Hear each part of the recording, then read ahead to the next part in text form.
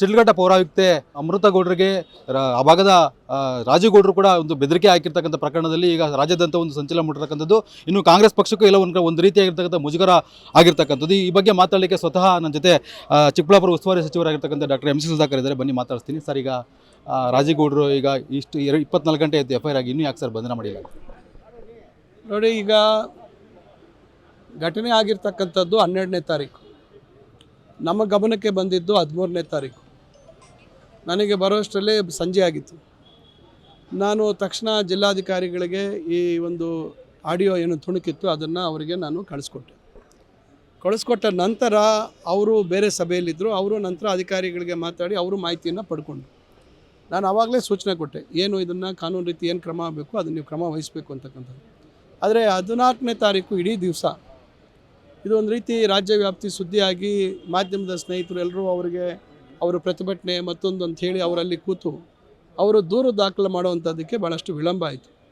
ಇಷ್ಟರೊಳಗೆ ಯಾರು ಆಪಾದಿತರಿದ್ದರು ಅವರಿಗೆ ಇದೆಲ್ಲ ಏನು ಆಗ್ತಾ ಇರ್ತಕ್ಕಂಥ ಘಟನೆಗಳು ಅವರು ಏನೇನೆಲ್ಲ ಪ್ರಯತ್ನ ಪಟ್ಟರು ನಮಗೆ ಮಾಹಿತಿ ಇಲ್ಲ. ಯಾವಾಗ ದೂರು ದಾಖಲು ಆಗುತ್ತೆ ಅಂತಕ್ಕಂಥ ಮಾಹಿತಿ ಲಭ್ಯ ಆದಾಗ ಎಲ್ಲ ಅವರ ಫೋನ್ಗಳನ್ನು ಅವರು ಬಂದ್ ಮಾಡಿಕೊಂಡು ಅವರು ಎಲ್ಲೋ ಹೋಗಿ ಅವರು ಹೊತ್ಕೊಂಡಿದ್ದಾರೆ ಅಂತಕ್ಕಂಥದ್ದು. ಅದರಿಂದ ಏನು ಎಫ್ ಐ ಆರ್ ಆದ ಕೂಡಲೇ ಕಾರ್ಯೋನ್ಮುಖರಾದರು ಪೊಲೀಸ್ ಇಲಾಖೆಯವರು. ಯಾಕಂದರೆ ದೂರೇ ದಾಖಲಾಗದೇರ ನಾವು ಒಬ್ಬರನ್ನ ದಸ್ತಗಿರಿ ಮಾಡುವಂಥದ್ದು ಇನ್ನೊಂದು ಮಾಡುವಂಥದ್ದು ಕಾನೂನಲ್ಲಿ ಅವಕಾಶ ಇಲ್ಲ. ಅದರಿಂದ ಇದಾದ ನಂತರ ಇವತ್ತು ಎಲ್ಲ ರೀತಿ ಪ್ರಯತ್ನ ಮಾಡ್ತಾ ಇದ್ದಾರೆ.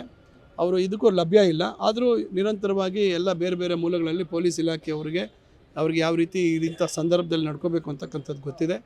ಅವರು ಅದನ್ನು ಪ್ರಯತ್ನ ಮಾಡ್ತಾ ಇದ್ದಾರೆ. ಖಂಡಿತ ನಾವಂತೂ ಜಿಲ್ಲಾಡಳಿತ ಅಥವಾ ನಮ್ಮ ಸರ್ಕಾರ ಅಥವಾ ನಮ್ಮ ಪಕ್ಷ ಯಾವುದೇ ರೀತಿ ಅವ್ರನ್ನ ರಕ್ಷಣೆ ಮಾಡುವಂಥ ವಿಚಾರದಲ್ಲಿ ಯಾವುದೇ ರೀತಿ ನಮ್ಮ ಒಂದು ರಾಜಿ ಪ್ರಶ್ನೆ ಇಲ್ಲ.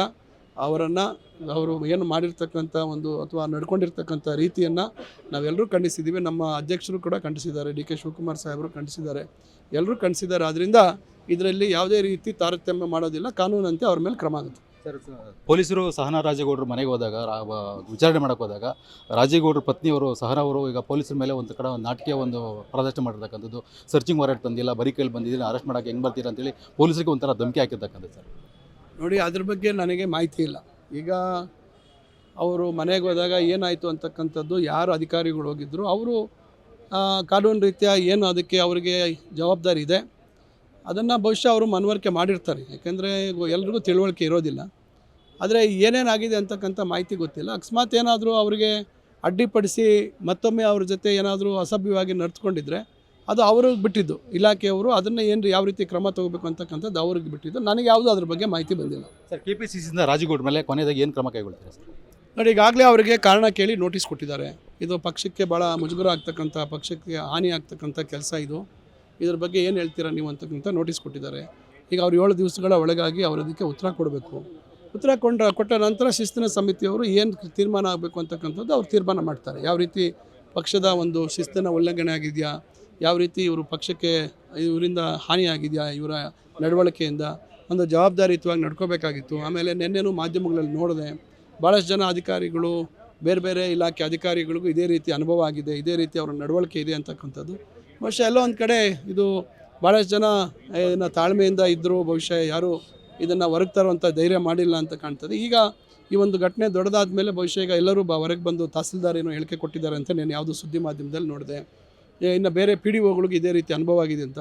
ಬಹುಶಃ ಇದೊಂದು ರೀತಿ ಅವರು ಏನೋ ಅಭ್ಯಾಸ ಮಾಡ್ಕೊಂಡಿದ್ರು ಅಂತ ಕಾಣ್ತದೆ, ಎಲ್ಲರಿಗೂ ಎದುರಿಸುವಂಥದ್ದು.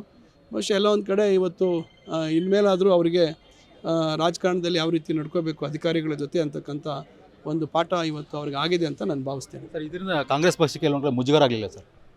ಖಂಡಿತ ಇದು ಒಂದು ರೀತಿ ಈಗ ವಿರೋಧ ಪಕ್ಷದವರು ವಿನಾಕಾರಣ ಪಕ್ಷದ ಮೇಲೆ ಮಾಡುವಂಥದ್ದು. ಯಾಕಂದರೆ ಯಾರೋ ಒಬ್ಬ ವ್ಯಕ್ತಿ ಮಾಡುವಂಥ ಕೆಲವು ತಪ್ಪುಗಳಿಂದ ಇಡೀ ಪಕ್ಷಕ್ಕೆ ಒಂದು ಮುಜುಗರ ಆಗುವಂಥ ಕೆಲಸಗಳಾಗ್ತವೆ. ಅದರಿಂದ ಹಲವಾರು ಘಟನೆಗಳು ಹಿಂದಿನ ಸರ್ಕಾರದಲ್ಲಿ ಆಗಿದ್ದಾವೆ. ಯಾರೋ ಒಬ್ಬೊಬ್ಬರ ಮೇಲೆ ಆಗಿರ್ತಕ್ಕಂಥ ಘಟನೆಗಳಿಂದ ಪಕ್ಷಗಳ ಮೇಲೆ ಪರಿಣಾಮ ಆಗುವಂಥದ್ದು ಅಥವಾ ಅದು ಪಕ್ಷಕ್ಕೆ ಮುಜುಗರ ಆಗುವಂಥದ್ದು. ಖಂಡಿತ ನಮಗೂ ಇದೊಂದು ರೀತಿ ಮುಜುಗರದ ವಿಚಾರ. ಅದಕ್ಕೆ ಇವತ್ತು ಪಕ್ಷ ಅದನ್ನು ಗಂಭೀರವಾಗಿ ತೊಗೊಂಡಿದೆ. ಇದಿಷ್ಟು ಸಚಿವ ಡಾಕ್ಟರ್ ಎಂ ಸಿ ಸುಧಾಕರ್ ಮಾತಾಗಿರ್ತಕ್ಕಂಥ. Rajappa, guarantee, Chikkaballapur. Guarantee news, ಸುದ್ದಿ ಖಚಿತ, ನ್ಯಾಯ ನಿಶ್ಚಿತ.